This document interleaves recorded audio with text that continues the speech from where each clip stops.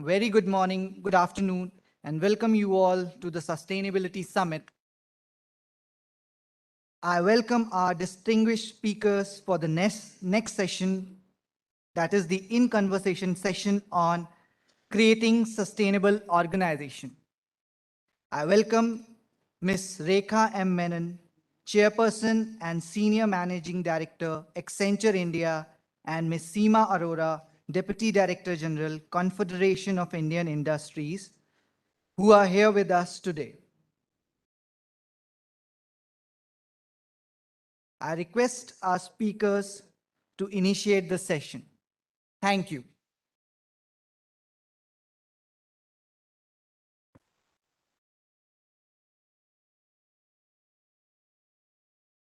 Thank you so much, Shubham. And ladies and gentlemen, let me also add my welcome to this very special session this afternoon with a leader who really doesn't need any introduction.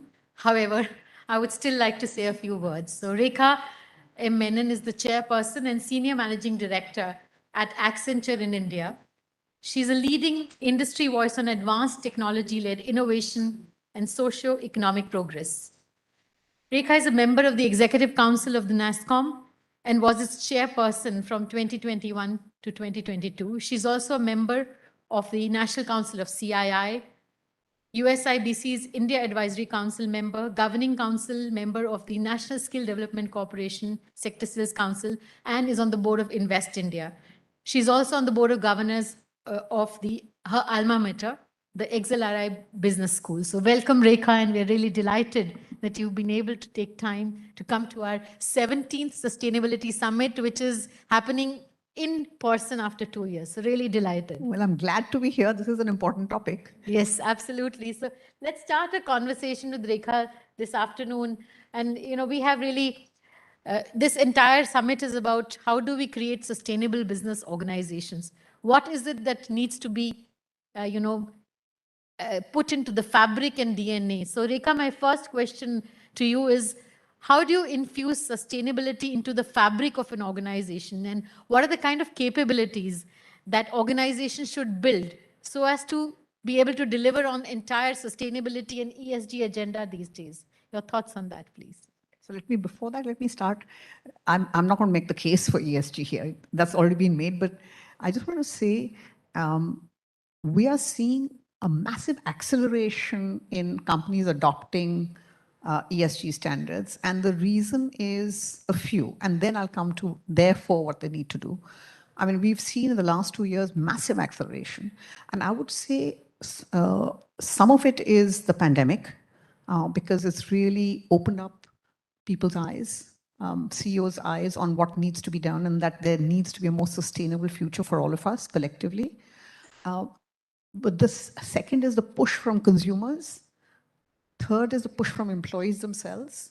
But more importantly, they've also realized that it makes business sense.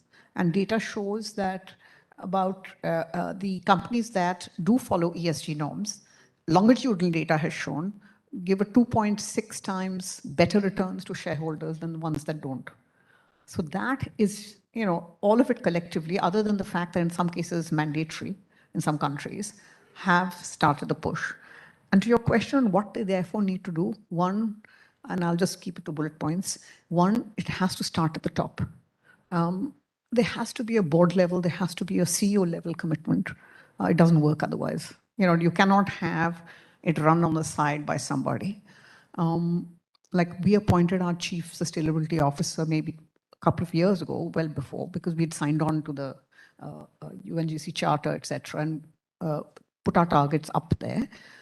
So it has to be separate, has to report to the CEO or to the board, be independent. Second, when you say that how do you infuse it in, this actually needs full business transformation. It is not business as usual. And again, it cannot be an add-on.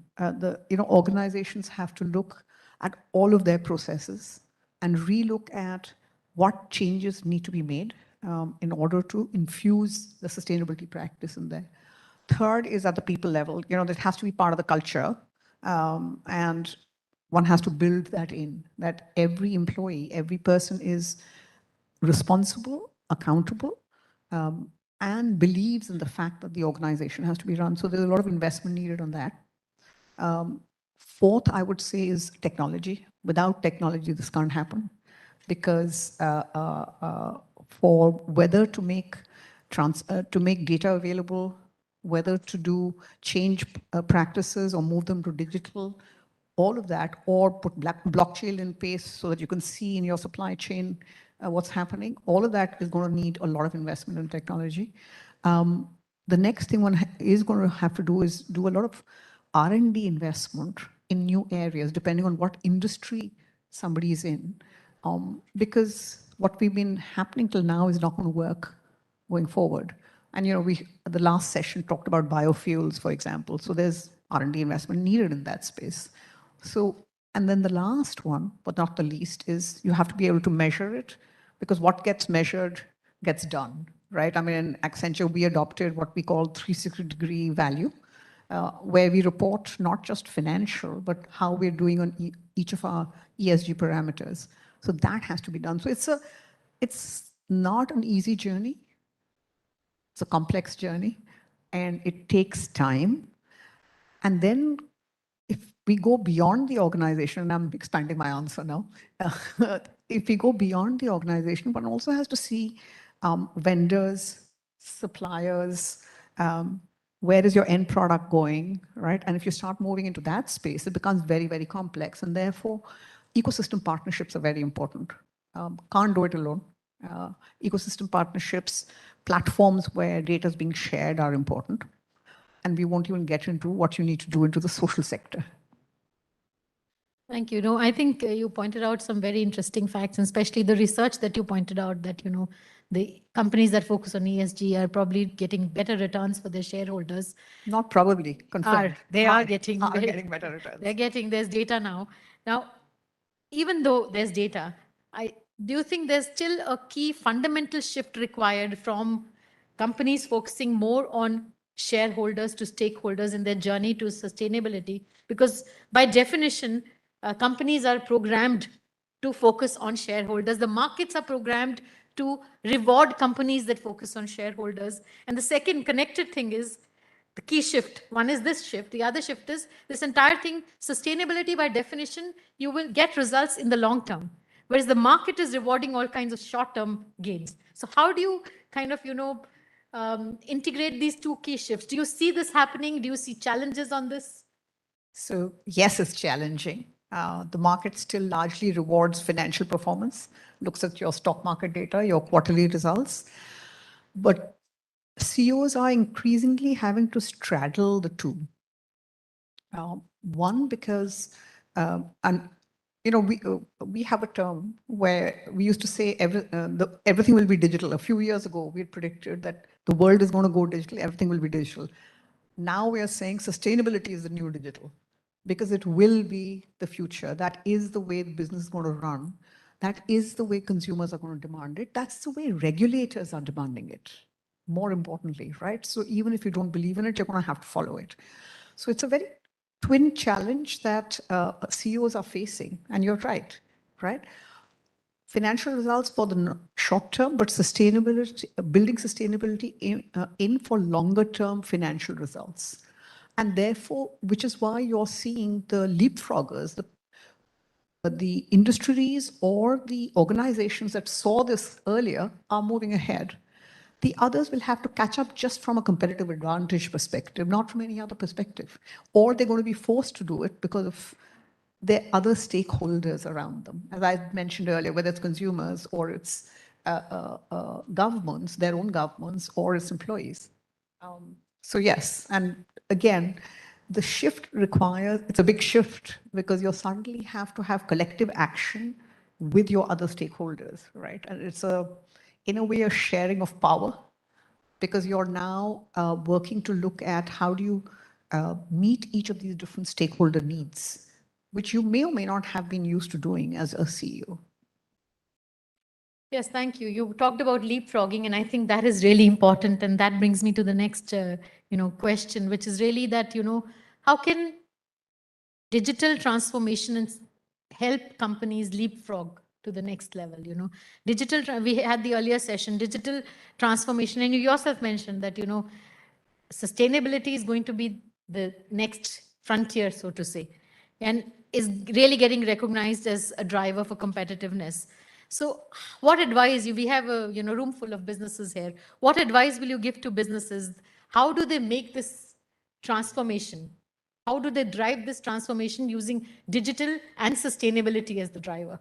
So I spoke about the things earlier in your first thing about what they need to do in terms of all the 5, 6 things that they have to get right in order to move on the sustainability journey.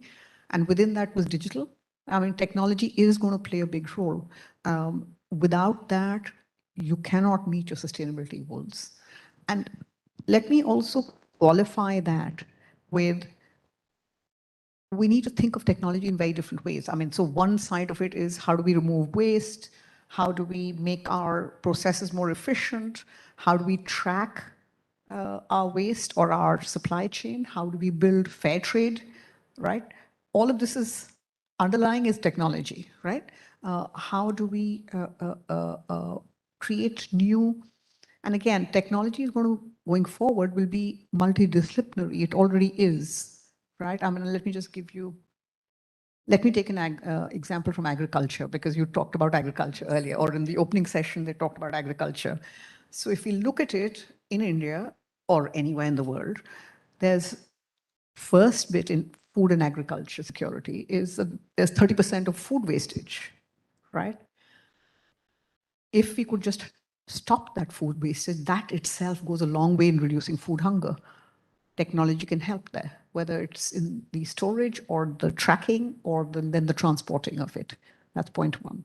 Two, if you look at just agriculture overall, climate change is impacting that, definitely, right? And therefore, newer ways of doing the same agriculture, or I can't say same agriculture, but newer ways. So we are seeing a lot of innovation happening in agri-tech, with crop sensing, with predictive modeling of climate, so that farmers can plant the right seeds at the right time. We're seeing soil mapping going on so that, again, they know when to plant, when to harvest, or what to plant, right? All of those are technology examples, right? And then the supply chain example that I was giving, when you track on blockchain, that this is actually done organically, etc. And I'm going to link one more because that's my favorite area, which is gender equality. And the secretary had said that you know, women are the largest, right? Agriculture in India, and women are the largest recipients, largest in the informal sector. Now, if we could use our digital payment system, which we have already, to make sure that they're very intentional transfers to the women through UPI, there's again, you're using technology to uplift the women, because we know that once women get the direct transfers, they can then benefit the family. Similarly, they can get access using their smartphones to newer opportunities. So I'm just taking one long example of technology all the way through in agriculture, but there are many others. Okay, thank you. I think agriculture is one of the most important sectors which you touched, Rekha, and I want to just take that example and talk about, you know, the social aspect a little bit, because in the ESG discussion, sometimes the social aspect remains less discussed. And you talked about agriculture, women, all very connected to the social aspect. So how do you, you know, really, what is the message to the companies? How do they give more priority to the S?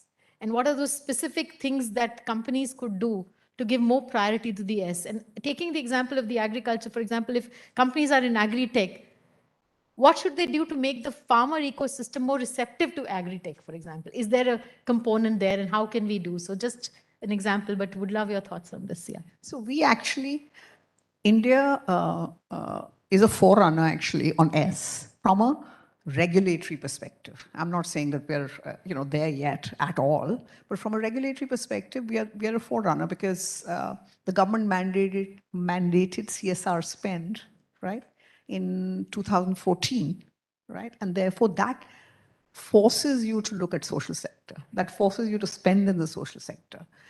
And therefore, the only advice I would give is look at the space that you're in. As you said, if you're in agri, then you know, make a difference there. If you're in something else make a difference there, right? In our case, for example, we said, how do we combine technology and something that we know well, because we're a professional services company, and we focus on skilling. And we said, okay, we will focus on skilling to make sure that people get employment or build a business. So we've been doing that for a while and making a huge impact. And connected to that, we're saying that, look, let's form ecosystems. Because again, you can't do it alone. So we formed collaboration, whether it's with ITIs, the government, Cisco, Quest, to do millions of blue-collar workers now. And now we're moving into agri training, because what this is also going to do, I'm moving off topic now, but skilling is going to be a big area for India. We are going to get millions of green jobs available soon. It's already happening, right? As we shift, whether it is to how do you reduce carbon, how do you take current infrastructure and decarbonize it, agri-tech we talked about, biofuels, etc. So we're going to get huge need for millions of people skilled in these newer areas, and we're doing nothing about it. And therefore, if organizations, depending on which industry they are in, if you're in steel, then steel workers, etc., focus on that, that would be a game changer. And actually, as I said that, I also thought about one more point I'm going to make. I'm sorry, I'm going off your topic, was beyond social, India has a massive opportunity actually in the sustainability space from a business perspective. We could be the suppliers to the world. I agree. India if you can solve a problem, they say in India, you can actually solve it anywhere in the world because of the complexity of the issue here.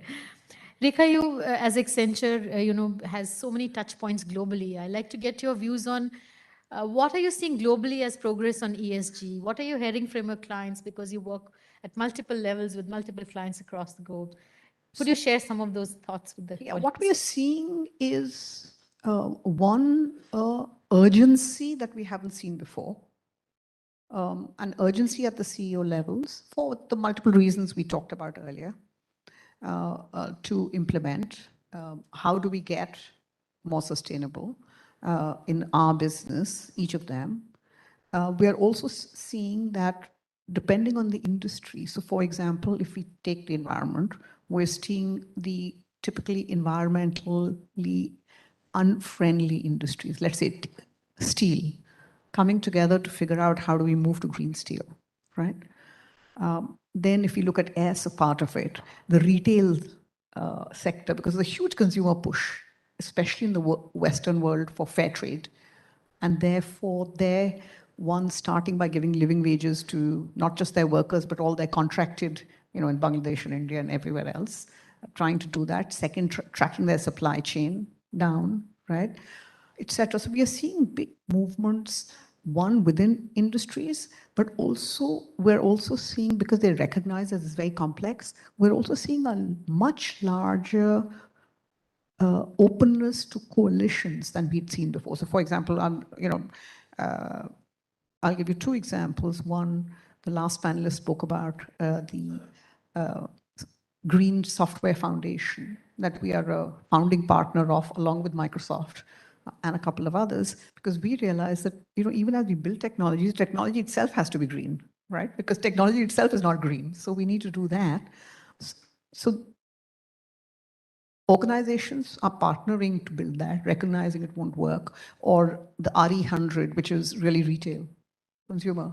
And again, we're part of that. Make sure that we're all doing this in a transparent, buildable manner. So we are seeing urgency. We're seeing shifts, especially in the consumer side, pushed by consumer, but also in what are the traditional non-ESG compliant industries, mining, steel, etc., because they're being forced to, right? And we're seeing massive coalitions starting. And everywhere, and I have to say this, but it's true, is the use of technology. Great. My final question, and maybe your closing thoughts also with that, along with, is that, CII so well, and we have the Center of Excellence for Sustainable Development. What more can we do from CII to accelerate this transition, to make this, as everybody's, sorry, scaling the solutions, adopting the solutions? Is there something that CII could do better, could do more? And also, how can we, you mentioned about collaborations and coalitions, I see that maybe CII has a role there. What type of coalitions and collaborations should we be actually building for this country and as industry here going forward? Any thoughts on that? I am teaching the expert on this. I cannot hope to give advice to you. So I'll just give you my thoughts, which is not anywhere in expertise. So you launched the climate action. That's a good start, right? I would say if I have to give 2 or 3 pieces of my thoughts, not advice, I would break it down one by industry. I would do industry groups, right? Because then the collective actions works better. Sharing of ideas, create platforms where ideas can be shared. I would do that.